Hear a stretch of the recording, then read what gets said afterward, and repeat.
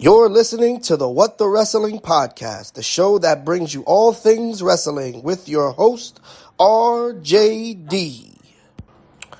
You're listening to the What the You Wrestling already Podcast. know what time it is. I have no idea why that ran over, but it don't matter. I have no idea why that ran over. But what's going on, everybody? Welcome. We about to get this party started right about now. Let's go. Yes. Tis I, RJD here. That's too high. Welcome, everyone, to What the Wrestling. This is your What the Wrestling Monday Night Raw review. I am your host, RJD, as always. Man, we have a lot to get into. Monday Night Raw, XXX. Ooh, I don't know who came up with that. But Monday Night Raw 30th anniversary. Monday Night Raw was last night. We are here to talk about it. Also, some news on Stone Cold Steve Austin. But first things first, follow me, RJD. Follow me, RJD, RJ699 on the Twitter, RJD199 on Snapchat. But most importantly, follow What the Wrestling on Facebook, YouTube, and TikTok, as you see at the bottom of your screen. Also, follow me on SoundCloud, Spotify, Anchor, and Apple Podcast, as always. And as always, HBO, man, help a brother out. Hit the like button, like, comment, share, and subscribe to the channel. As always, What the Wrestling. Now, Stone Cold Steve Austin versus Roman Reigns, your tribal chief, was pitched for WrestleMania. Now, there has been news that probably ain't getting Mr. Dwayne. Mr. Johnson is probably busy. There have been reports by Dave Meltzer and other people that The Rock does not think that he can be in adequate enough shape to perform a singles match and have it be good. Now, as you know, The Rock is jacked, but just because you're jacked and it doesn't mean you're in ring shape. It just doesn't. Being jacked and being in ring shape, two different things. Plus, Rock might not want to be hurt. So we'll see what happens. Plus, they could just be lying to all of us. So who knows? It's one of those things we're just going to have to wait and see what happens, wait and see where things fall in line. But as of right now, speculation is that The Rock is out. But Stone Cold Steve Austin was pitched to be in. I think this is a terrible idea. If this is the case and it was pitched, I hope it's getting shot down immediately, flaming torpedo style. And whoever pitched this, what the hell does Stone Cold need to fight Roman Reigns for? For what? Please let me know. Let's hit the suspense meter. What does this brother have to fight Roman Reigns for? What can he get? What does Roman Reigns gain by beating Stone Cold? Nothing. That's the answer. The correct answer is nothing. If he fights The Rock, and beats The Rock, you have the whole tribal chief story built in there. So that makes perfect sense. Literally, it's perfect. So fighting Stone Cold and beating Stone Cold makes no sense for WrestleMania. Now, if you're going to go to a Saudi show, one of those crown jewel shows, and they just want a whole bunch of star power there, you know, those crowds are normally ape shit. Those crowds go crazy for the talent and the stars. You want to make it for one of those and make it like a special attraction match? I'm all for that. Listen, throw Stone Cold some money, all right?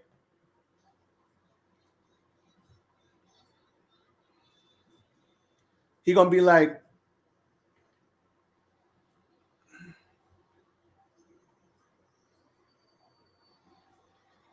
then he's gonna go down to Texas and be like, listen, family,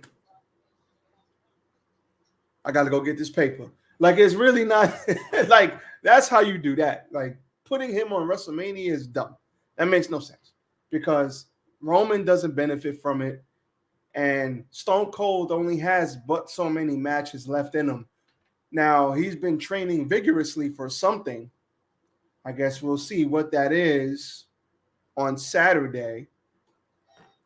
But putting him in, he's been training probably for a comeback. Maybe he'll be in the Rumble. Maybe he won't be.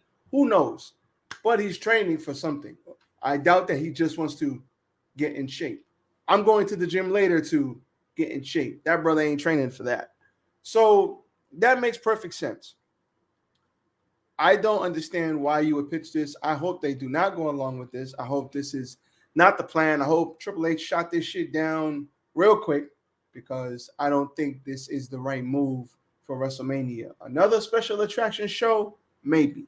But WrestleMania, no bueno. I do not think that would make much sense.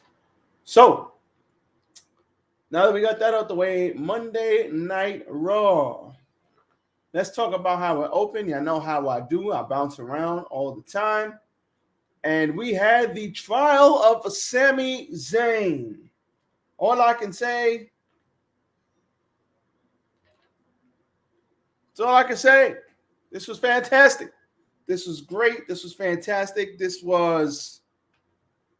Now listen, they were supposed to have the bloodline celebration of all the generations of bloodline members coming, but Alpha, Sika, their older gentleman, Rashiki, you hear me?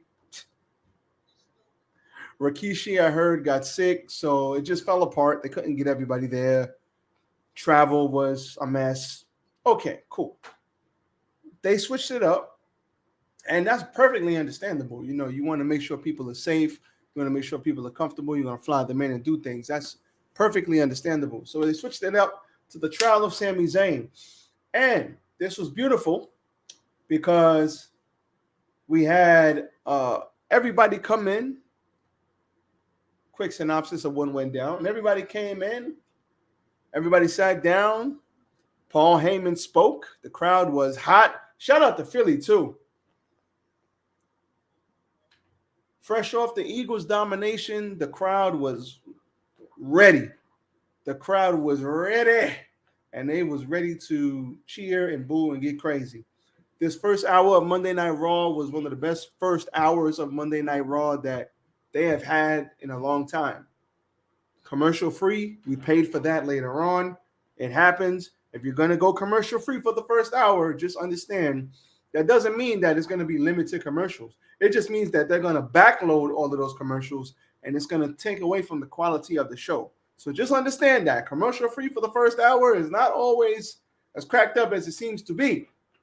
So with that being said, commercial free first hour, Bloodline came out, everybody sat down, Paul Heyman started talking, the crowd started chanting ECW. Paul Heyman said ECW is dead and Roman Reigns should be dead too. And I was like, God damn, that's harsh, bro. Yikes. His disdain for Mr. Sami Zayn is very apparent all over his face. He starts talking about how Sami Zayn is this and Sami Zayn is that, and he's accusing him. He's not with us. He's against us, and he has evidence. He puts up on the screen 4 videos. One video was he ran away from McIntyre. Another video is he failed to jump in and save Matt Riddle, I think, for or KO. He failed to save Jimmy Uso from KO. KO ended up winning the match. The last one was he ended up bumping Roman. Like, he literally nudged Roman like this when he was getting hype.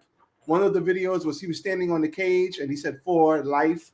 And it was like, what is this, the NWO? He was like, what does that mean? What is this, the NWO? And I'm looking at this like, bro, Sami Zayn is like, that's not even that bad, bro. Like, I'm sitting there like, this is bullshit. I mean, it was designed to be that way, but I'm just sitting here like, Paul Heyman is full of shit. Like, all I kept saying was, man, Paul Heyman is full of garbage, banana oil. The hell out of here. So he then moves towards Sami Zayn. He says, do you have anything to say in your defense?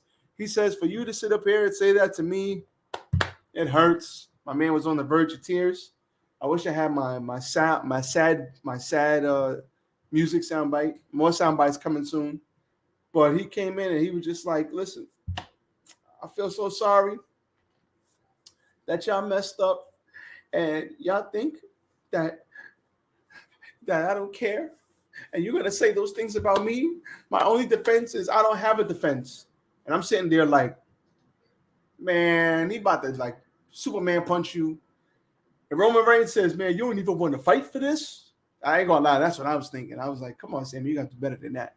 He was like, you don't even want to fight for this? I gave you opportunity after opportunity, and you don't want to fight for this? This is not something you want to fight for?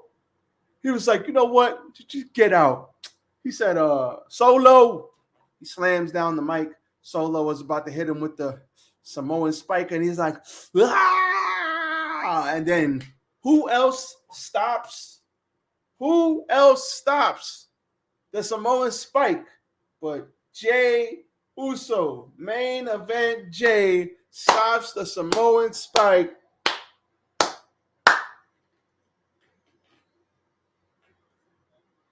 He stops the Samoan spike and he says, no disrespect, your tribal chief.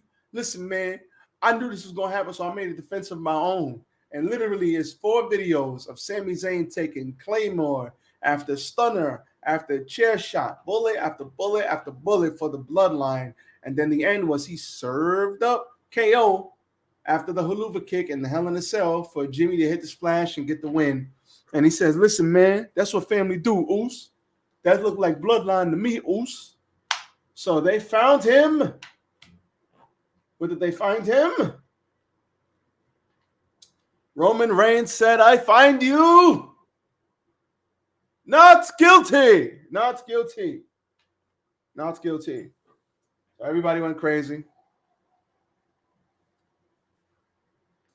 And he says, for now. He says, but listen, you can finish out tonight. I don't want to see you until the Royal Rumble, and then that's where you get to prove your worth to the bloodline. So, crowd wasn't feeling that very much, but Jey Uso, Jimmy Uso, they showed love, but Solo, Paul Heyman, and the Roman and the Tribal Chief did not.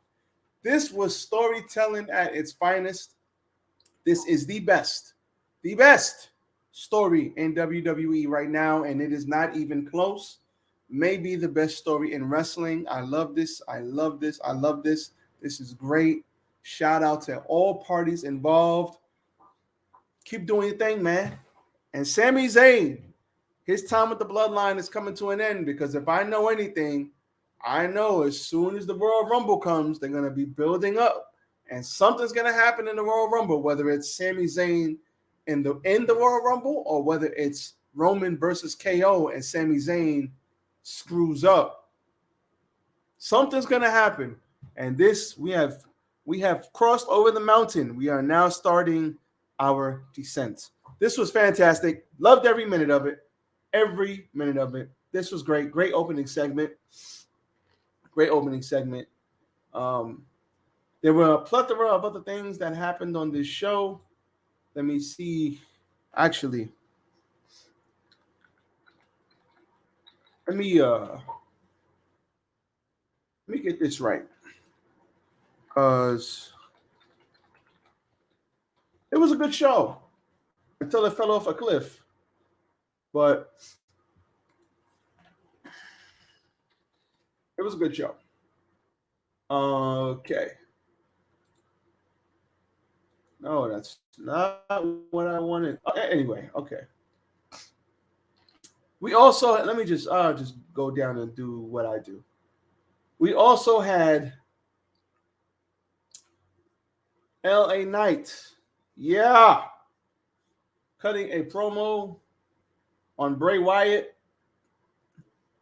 LA Knight talking about how he's going to win. Everybody's always talking about this Bray Wyatt stuff. And he's like, listen, Bray Wyatt ain't nothing. And he wanted him to make his way down, but we didn't get Bray Wyatt.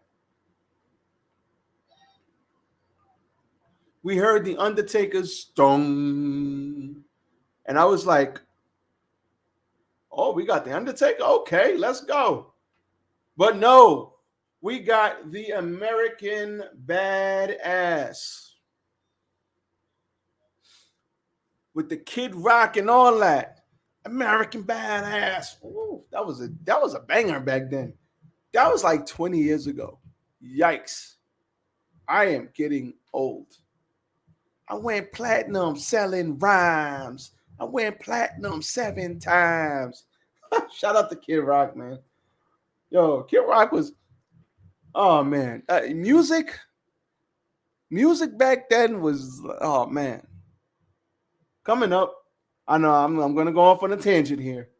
But music back then, 99, 2000, 2001, Jesus Christ. Music when I was a teenager was phenomenal, man. Between rap, you had Hove, Nelly, Eminem, Nas. Back then, at that time, 2001, you had all of them at that time. 50 Cent was going crazy at that time. Ja Rule had some hits. Man, 2001, 02, 03, 99. You had the rock side was crazy. Metallica, Kid Rock, Limp Bizkit, Linkin Park, System of a Down, Korn, Stain. Man, I'll be here all day. I ain't going to go into the music, but man, when I was a teenager, music was on point back then. But anyway, back to the American Badass. I'm not going to keep y'all here too long. I'll be talking about music all day. American Badass came down on his motorcycle, and Grandpa Badass came into the ring, and LA Knight got the hell out of there, and he was like, yeah, that thing you said on Joe Rogan, I agree with you. The locker room is soft. Yeah. And I'm like, why would you say that, bro? That's a locker room you're a part of. I don't know. I wouldn't have said that out loud. But anyway, Bray Wyatt's music then hits. The lights go out. Bray Wyatt comes down with the lantern, and LA Knight, he went back up in the ring. Undertaker grabbed him, was about to choke slam his ass to hell. But Undertaker fed him to Bray Wyatt, and he hit his sister Abigail. And then he walked up to Bray real close. Said something in his ear like that. Like one of those old Japanese flicks or Chinese flicks. The old kung fu flicks where they would say, I'll kill you. And then the mouth kept moving. Yeah, like that. And then he calmly left. Bray Wyatt just stood there. And that was that. Cool segment. Good to see the Undertaker back. I loved it. Good shit here. Now we have something that a lot of people were mad at yesterday. Damage Control. Well, Bayley from Damage Control fighting the man, Becky Lynch. The only problem is this match never happened. Not at all. So we had a cage match that was advertised, and what we ended up getting was Bayley coming down, Becky coming down, Damage Control attacked Becky, beat the holy hell out of her, locked themselves in the cage, beat her ass. Adam Pearce came down, opened the cage. They climbed up to the top of the cage. She held up a shirt. She was like, Damage Control. Yeah. And that was all we got. So what happened was shit had to get cut, man. Shit had to get cut. And basically Triple H was like, your cage match? Not going to happen. So it got cut. And because of that, we didn't get the cage match. Instead, we got this. And a lot of people online were furious about that. But shit happens, man. Sometimes shit runs long, and they didn't want to cut the main event. And this is what got cut. So I'm pretty sure we'll get the match eventually. So no harm, no foul. Street Profits and Seth Rollins ended up fighting Imperium, but this is how it happened. We had a DX segment in which everybody from DX came out, and then we had Kurt Angle come out as one of the DX members. The Road Dogg is going through his shtick.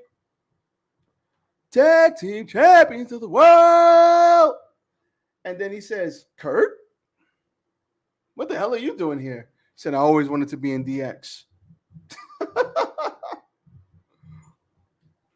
So they're like, listen, man, he's going through his shtick. DX is having fun. Everybody's out there. And then Imperium's music hits. Shout out to Walter, aka Gunther. He comes down. He said, I am here to make this sacred ring. I am the ring general. This ring is sacred, and you are desecrating the sacred ring. Shout out to Walter, man. He's a freaking savage. So Triple H stepped up to him, eye to eye, nose to nose. He said, I ain't going to fight you. I'm too old. Shawn Michaels said, I'm too old. So Triple H, Shawn Michaels, X-Pac, he said, I got the something shins, the brittle shins or something. Everybody looked at Road Dogg. Road Dogg was like, I'm fat. Not happening. So everybody looked at Kurt, and Kurt said, they said, yo, Kurt, you going to fight him? He was like, I didn't say that. So all these old timers in the ring, and they said, if only we had somebody who can come down and fight. And then cue Seth Rollins music. Everybody went crazy. Seth freaking Rollins. So he came down, crowd loved it, and then he said, well, there's one of him, and there's three of them. What are we gonna do? And here come the Street Profits, with the Philadelphia 76ers jerseys. They came down, Montez doing his little, hey, So they came down and they had themselves a 3-on-3 match. Kurt Angle was a special guest referee because they said if only we had a referee who could referee this match. And Kurt Angle was a special guest referee. Love that. Shout out to Triple H. He was like, man, this booking stuff is hard, man. You can't just do what you want to do. And, if only we had somebody who could legitimize this match. And I was like, oh, God, no. If it's Vince McMahon, I'm turning this shit off. But it was not Vince McMahon. It was Teddy Long. We like Teddy Long. And Teddy Long was like, what's up, players? What's up, players? Listen, I got an idea, player. We're going to have a 3-on-3 match. U3 versus U3 with Kurt Angle, the special guest referee. And that is what happened. Street Profits and Seth Rollins and the winning when Seth hits Da Vinci with the stomp. And that was all she wrote with that. We also had Bianca Belair fight Sonya Deville after Ric Flair. Woo! Introduced Charlotte Flair. Woo! And then here comes Bianca Belair with her whip. And she was like, well, this is me because I'm the EST of WWE. And Sonya Deville came out there to talk her shit, and she got mightily squashed. She basically got she got kicked off the cliff and lost. Bianca Belair cut a promo, and then Alexa Bliss cut a promo, and that was all she wrote. We had The Miz out there, and The Miz was talking some ish, and Kevin Owens basically said, listen, man, hit him with a stunner, cut a promo on Roman, hit him with another stunner, and then peaced out. And your main event was Bobby Lashley versus A-Town Down. Now, we had some chairs. We had some chairs. My bad. We had some tables introduced here. We had Bobby Lashley whooping everybody. But at the end, Mr. A-Town Down hit him in the huevos, his cojones. He hit him in his almighties. And cue the music. Brock Lesnar shows up. Bobby! He shows up looking like a big-ass Viking, grizzly-ass cowboy. I don't know if he's a cowboy or a Viking.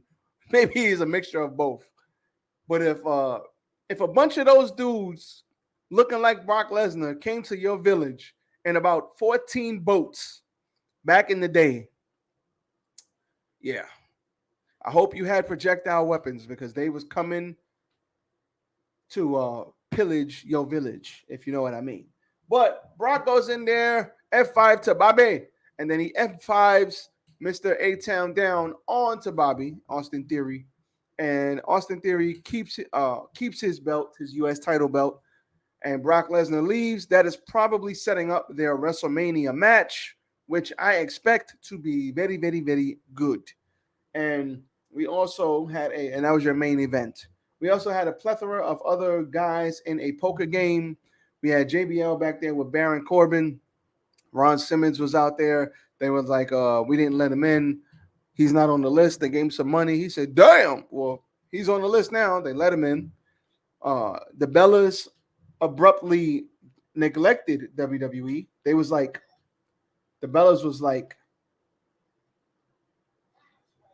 we're not coming. They basically said, we ain't coming. So they were in the city, but they chose not to go because apparently WWE is not showing a lot of the women enough love. So the Bellas was like, we ain't coming. We don't care. Deuce, deuce.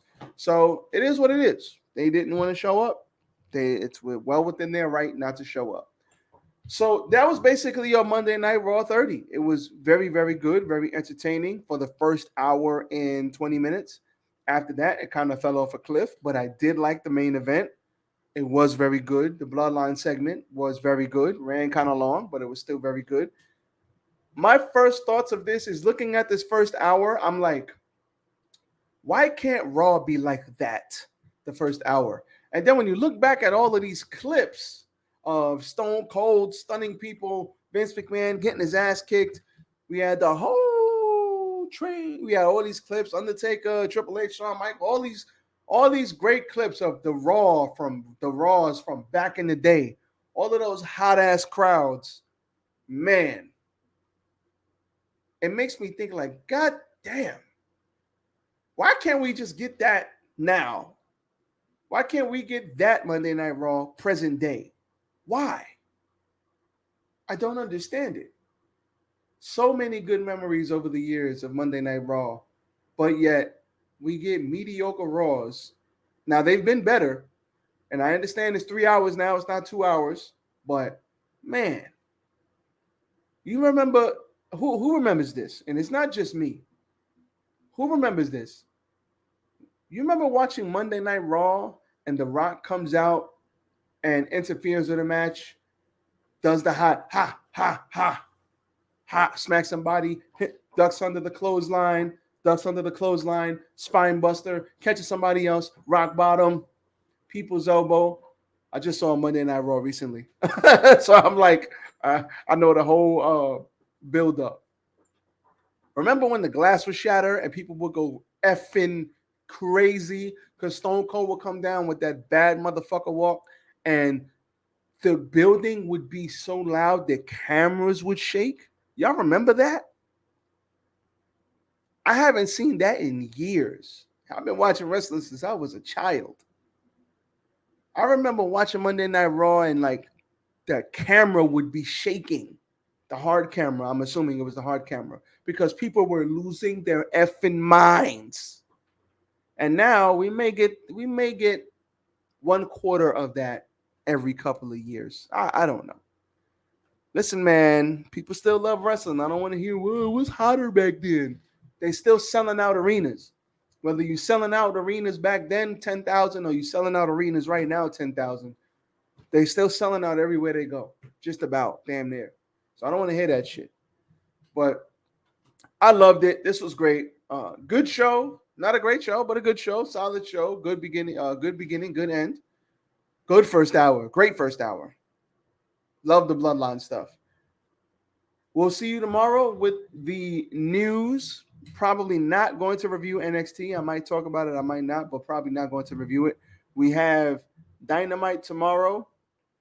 It's going to might be a rough one tomorrow. So we'll see how Dynamite goes. But with that being said, I am out. Don't forget to hit the like button, like, comment, share, and subscribe to the channel. RJD What the Wrestling. I am out, everybody. Peace.